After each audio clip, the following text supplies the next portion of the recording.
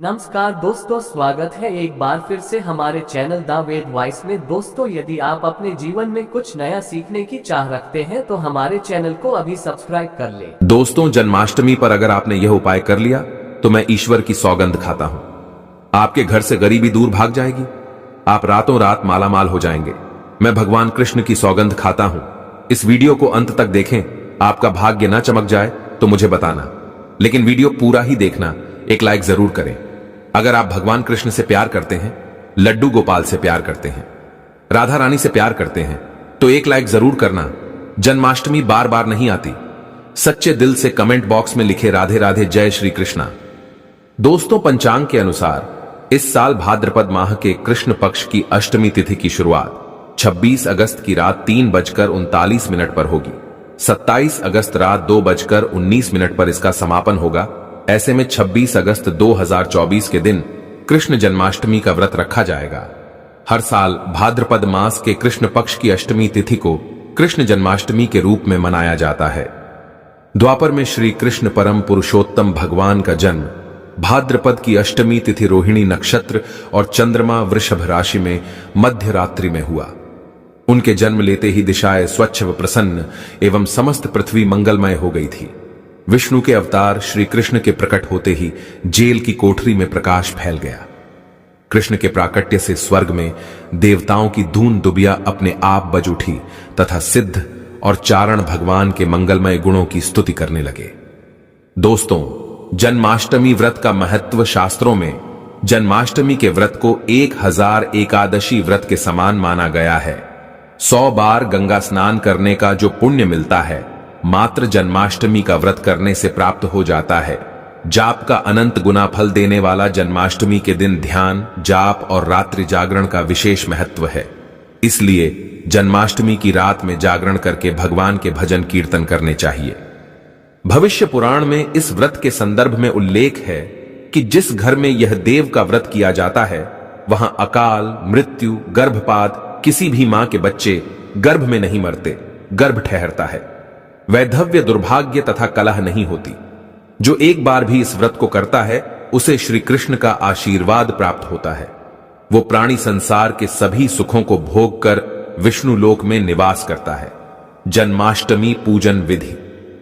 हिंदू धर्म में भगवान श्री कृष्ण की पूजा सभी संकटों से निकालकर सुख, समृद्धि और सौभाग्य का वरदान देने वाली मानी गई है।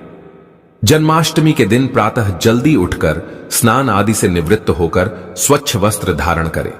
इसके बाद पूर्व या उत्तर की ओर मुख्य करके व्रत का संकल्प लें। अगर नॉर्थ ईस्ट में भगवान कृष्ण को लगाया जाए तो आप अपने जीवन में धर्म युद्ध में खड़े हैं, कर्म क्षेत्र में खड़े हैं, तो वहां आपकी जीत सुनिश्चित है और आपकी जितनी भी परेशानियां हैं उन्हें कान्हा दूर कर देते हैं। माता देवकी और भगवान श्री कृष्ण की मूर्ति या चित्र पालने में स्थापित करें। पूजन में देवकी, वासुदेव, बलदेव, नंद, यशोदा आदि देवताओं के नाम जपें। रात्रि में 12 बजे के बाद श्री कृष्ण का जन्मोत्सव मनाएं। दोस्तों, जन्माष्टमी पर कान्हा को पीले चंदन या फिर केसर का तिलक जरूर लगाएं। साथ ही साथ उन्हें मोर का मुकुट और बांसुरी जरूर अर्पित करें। लड्डू गोपाल को पंचामृत से अभिषेक कराकर भगवान को नए वस्त्र अर्पित करें एवं झूला झुलाएं। तुलसी डालकर माखन, मिश्री व धनिये की पंजीरी का भोग लगाएं।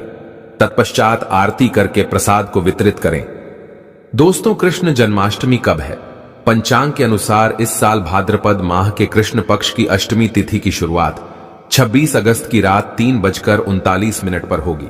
27 अगस्त रात 2:19 पर इसका समापन होगा। ऐसे में 26 अगस्त 2024 के दिन कृष्ण जन्माष्टमी का व्रत रखा जाएगा। कृष्ण जन्माष्टमी की पूजा मध्य रात्रि की जाती है, इसलिए इस साल भगवान श्री कृष्ण का जन्मोत्सव 26 अगस्त 2024 सोमवार को मनाया जाएगा। दोस्तों, चलिए जानते हैं जन्माष्टमी पर श्री कृष्ण की जन्म कथा। दोस्तों, जन्माष्टमी की यह कथा चुपके से भी सुनने से समस्त तकलीफें, बीमारियां सब समाप्त हो जाती हैं। पितृदोष, मंगल दोष, काल सर्प दोष, शनि दोष तुरंत ठीक हो जाते हैं। आइए सुनते हैं जन्माष्टमी की कथा। दोस्तों, पौराणिक कथाओं के अनुसार भाद्रपद महाकृष्ण पक्ष की अष्टमी तिथि को भगवान कृष्ण ने माता देवकी की 8वीं संतान के रूप में जन्म लिया था। कृष्ण जी का जन्म मथुरा में कंस के कारागार में हुआ था। माता देवकी राजा कंस की बहन थी। कंस को सत्ता का लालच था। उसने अपने पिता राजा उग्रसेन की राजगद्दी छीनकर उन्हें जेल में बंद कर दिया था और स्वयं को मथुरा का राजा घोषित कर दिया था। राजा कंस अपनी बहन देवकी से बहुत प्रेम करते थे। उन्होंने अपनी बहन का विवाह वासुदेव से कराया था, लेकिन जब वह मां देवकी को विदा कर रहा था तभी एक आकाशवाणी हुई कि देवकी का 8वां पुत्र कंस की मौत का कारण बनेगा। यह सुनकर कंस डर गया। उसने तुरंत अपनी बहन और उनके पति वासुदेव को जेल में बंद कर दिया। उनके आसपास सैनिकों की खड़ी पहरेदारी लगा दी। कंस अपनी मौत के डर से देवकी और वासुदेव के साथ संतानों को मार चुका था। कृष्ण जी का जन्म इसके बाद भाद्रपद महाकृष्ण पक्ष की अष्टमी तिथि को रोहिणी नक्षत्र अंधेरी रात में भगवान कृष्ण ने देवकी की 8वीं संतान के रूप में जन्म लिया। श्री कृष्ण के जन्म लेते ही कोठरी प्रकाशमय हो गई। आकाशवाणी हुई कि विष्णु जी ने कृष्ण जी के अवतार में देवकी के कोख में जन्म लिया है। उन्हें गोकुल में बाबा नंद के पास छोड़ आए और उनके घर एक कन्या जन्मी है। उसे मथुरा लाकर कंस को सौंप दे। कान्हा चले गोकुल धाम। आकाशवाणी सुनते ही वासुदेव के हाथों की हथकड़ी खुल गई। सभी पहरेदार सोने लगे। कान्हा को एक टोकरी में बाल गोपाल को रखकर सिर पर रख लिया और गोकुल की ओर चल पड़े। कान्हा को गोकुल धाम ले जाने में वासुदेव को कई मुसीबतों का सामना करना पड़ा। यमुना नदी कृष्ण जी के चरणों को स्पर्श करने के लिए उफान पर आ गई, लेकिन चरण स्पर्श के बाद वो फिर से शांत पड़ गई। वो कान्हा को बाबा नंद के पास छोड़ आए और गोकुल से कन्या को लेकर वापस लौट आए। जेल अपने आप बंद हो गया और उनके हाथों में हथकड़ियां लग गईं। कन्या के रोने की आवाज सुनते ही सभी पहरेदार उठ गए। कंस बंदी गृह आया। वो कन्या को देवकी और वासुदेव की 8वीं कन्या समझ उसे मारने चला, लेकिन वो आकाश में उड़ गई और फिर से आकाशवाणी हुई कि कंस को मारने वाला अब इस दुनिया में पैदा हो चुका है। बाबा नंद और उनकी पत्नी मां यशोदा ने कृष्ण जी का पालन पोषण किया। राजा कंस ने कृष्ण जी का पता लगाकर उन्हें मारने की खूब कोशिश की, लेकिन कंस की सारी कोशिशों विफल हुई और कृष्ण जी को कोई मार नहीं सका। अंत में श्री कृष्ण ने कंस का वध किया। राजा उग्रसेन को फिर मथुरा की राजगद्दी सौंप दी। इस तरह से जन्माष्टमी की व्रत कथा पूरी हुई। दोस्तों, आगे बढ़ने से पहले कमेंट बॉक्स में अपनी राशि भी डाल दीजिएगा। यदि हमारे पास कोई उपाय होगा तो वो आकर हम आपके कमेंट के रिप्लाई में बता देंगे। दोस्तों, जन्माष्टमी पर भूल कर भी ना करें। ये गलतियां तुलसी को लेकर ना करें। ये गलती जन्माष्टमी के दिन भूल कर भी तुलसी की पत्तियां तोड़ने से बचना चाहिए। दरअसल शास्त्रों में कहा गया है कि कृष्ण भगवान विष्णु के अवतार हैं और उन्हें तुलसी अति प्रिय है। ऐसे में इस दिन तुलसी की पत्तियां नहीं तोड़नी चाहिए। जन्माष्टमी से पहले आप तुलसी तोड़कर रख लें। बिना तुलसी के जन्माष्टमी का पर्व अधूरा है।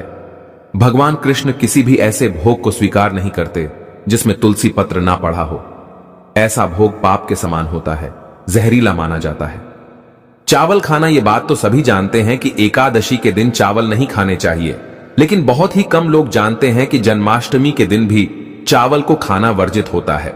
चाहे आप व्रत रखें या ना रखें, लेकिन जन्माष्टमी के दिन चावल खाना शुभ नहीं माना जाता। तामसिक भोजन जन्माष्टमी के दिन तामसिक भोजन वर्जित माना जाता है। ऐसे में इस दिन मांस, मदिरा, प्याज और लहसुन नहीं खाना चाहिए। इस दिन गलती से भी लहसुन प्याज का खाना कभी मत बनाना, क्योंकि राहु केतु के कारण ही लहसुन प्याज की उत्पत्ति हुई है और भगवान विष्णु और राहु केतु के बीच में भीषण शत्रुता होती है। अनादर करना, भगवान कृष्ण के लिए सभी भक्त एक समान होते हैं। ऐसे में इस दिन किसी भी व्यक्ति का अनादर करने से बचना चाहिए। एक बार भगवान कृष्ण के भक्त ने एक व्यक्ति का अपमान कर दिया था। उसी क्षण भगवान कृष्ण ने अपने भक्त को श्राप दिया था। इसीलिए किसी का भी अपमान ना करें। गाय को सताना गाय भगवान कृष्ण को बहुत ही प्रिय है, क्योंकि कृष्ण अवतार में उनका पालन पोषण एक ग्वाले के घर में हुआ था। ऐसे में जन्माष्टमी के दिन किसी भी गाय और बछड़े को भूलकर भी नहीं सताना चाहिए। भगवान कृष्ण गाय को सबसे प्रिय मानते हैं। गाय माता को सबसे ज्यादा प्यार करते हैं। इसीलिए गाय को इस दिन रोटी, फल वगैरह मिठाई अवश्य खिलाएं। जन्माष्टमी के दिन केवल सात्विक खाना खाएं। जन्माष्टमी व्रत में दूध और दही जरूरी है। व्रत के दौरान ताजे फलों के शेक, लस्सी, छाछ या दूध का मजा ले सकते हैं। नारियल पानी पी सकते हैं। जन्माष्टमी के दिन पेड़ों को काटना भी अशुभ माना जाता है। श्री कृष्ण हर चीज में बसते हैं। और हर चीज उनमें बसती है, बल्कि हो सके तो इस दिन ज्यादा से ज्यादा पेड़ लगाने चाहिए। इससे घर और परिवार में सुख और शांति बनी रहती है। भगवान कृष्ण सदा पीपल के वृक्ष में रहते हैं।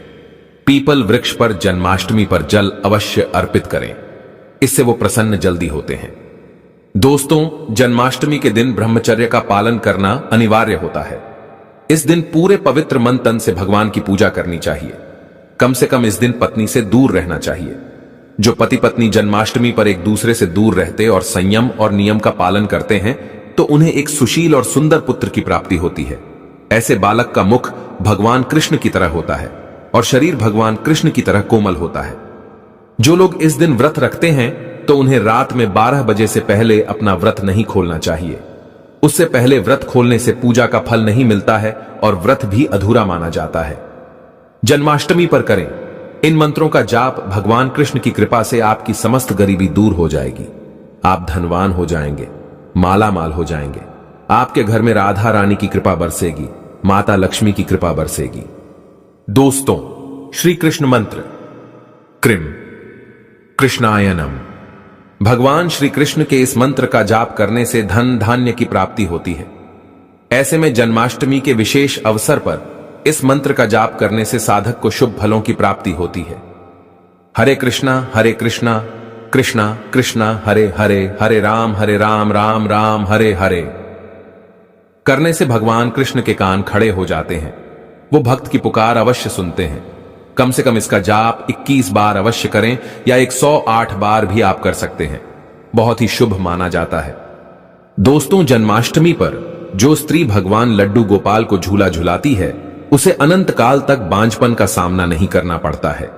भगवान लड्डू गोपाल की कृपा से ऐसी स्त्री को सुंदर पुत्र की प्राप्ति होती है। दोस्तों, जन्माष्टमी पर मोर पंख अवश्य लाएं और मंदिर में स्थापित करें। भगवान कृष्ण की बंसी जन्माष्टमी पर अवश्य लेकर आए। अगर आप व्रत रख रहे हैं तो भगवान लड्डू गोपाल के खिलौने आदि जरूर लेकर आना। इसे लाना मत भूलना और जन्माष्टमी पर कौड़िया आप ला सकते हैं। भगवान कृष्ण की स्थापना कर सकते हैं। इस दिन गलती से भी किसी भी व्यक्ति को गिफ्ट के तौर पर भगवान कृष्ण को उपहार में कभी मत देना। इससे घर की लक्ष्मी रुष्ट हो सकती है। जन्माष्टमी पर सोने, चांदी, तांबा, पीतल की खरीदारी कर सकते हैं। शुभ माना जाता है जन्माष्टमी पर पालना अवश्य लेकर आना। इसमें लड्डू गोपाल जी झूला झूलेंगे। दोस्तों, जन्माष्टमी पर तुलसी माता के सामने भगवान कृष्ण के 4 नाम जैसे गोपाला, गोविंदा, देवकी नंदन और दामोदर पुकारे और साथ ही ओम नमो भगवते वासुदेवाय नम मंत्र का जाप करें। ऐसा करने से सभी समस्याएं दूर हो जाएंगी। माता तुलसी आपके घर को धन धान्य से भर देंगी। जन्माष्टमी के दिन भोग में मक्खन के साथ तुलसी दल जरूर डालें और वो भगवान कृष्ण को अर्पित करें। दोस्तों, जन्माष्टमी के शुभ अवसर पर करें नमक का विशेष उपाय। दोस्तों, मैं ईश्वर की सौगंध खाता हूं। नमक का यह उपाय करने से आपके समस्त पाप नष्ट हो जाएंगे, गरीबी दूर हो जाएगी, आपकी नौकरी लग जाएगी। संतान प्राप्त हेतु व्यापार चलाने के लिए भी यह उपाय जरूर करें। दोस्तों, हम भी नमक का यह उपाय जरूर करते हैं। मैं ईश्वर की सौगंध खाता हूं। अगर आपने यह उपाय कर लिया तो आपको करोड़पति होने से कोई नहीं रोक पाएगा। भगवान कृष्ण का विशेष आशीर्वाद मिलेगा। आइए जानते हैं नमक का विशेष उपाय। दोस्तों, उपाय है एक नमक का पैकेट, 50 ग्राम सूखी लाल मिर्च, 500 ग्राम चावल, 100 ग्राम उड़द की दाल, 250 ग्राम आटा और 11 रुपए की दक्षिणा तथा एक पानी की बोतल और 5 रुपए के काले तिल। बस इतनी सी सामग्री एक थैली में एकत्रित कर ले। दोस्तों, उसके बाद किसी भी गरीब बुजुर्ग या गरीब महिला को चुपके से दान दे दे और पीछे मुड़कर ना देखे, घर को वापस चले आए। दोस्तों, आप यकीन मानो गुरु परंपरा से प्राप्त यह महा उपाय आपकी काया पलट कर रख देगा। दिन दुगनी रात चौगुनी, आप तरक्की करेंगे। दोस्तों, ये उपाय हम भी जरूर करते हैं। महापुस्तक और शास्त्रों में लिखा महा उपाय आज हम आपको बता रहे हैं। यह उपाय जन्माष्टमी के दिन जरूर करें। मैं ईश्वर की सौगंध खाता हूं, आपका भाग्य उदय हो जाएगा। दोस्तों, यह उपाय मैं हर जन्माष्टमी के दिन जरूर करता हूं। आप भी यह मौका हाथों से मत जाने देना। सच्चे दिल से कमेंट बॉक्स में जरूर लिखें। राधे राधे, जय श्री कृष्ण। एक लाइक तो बनता है।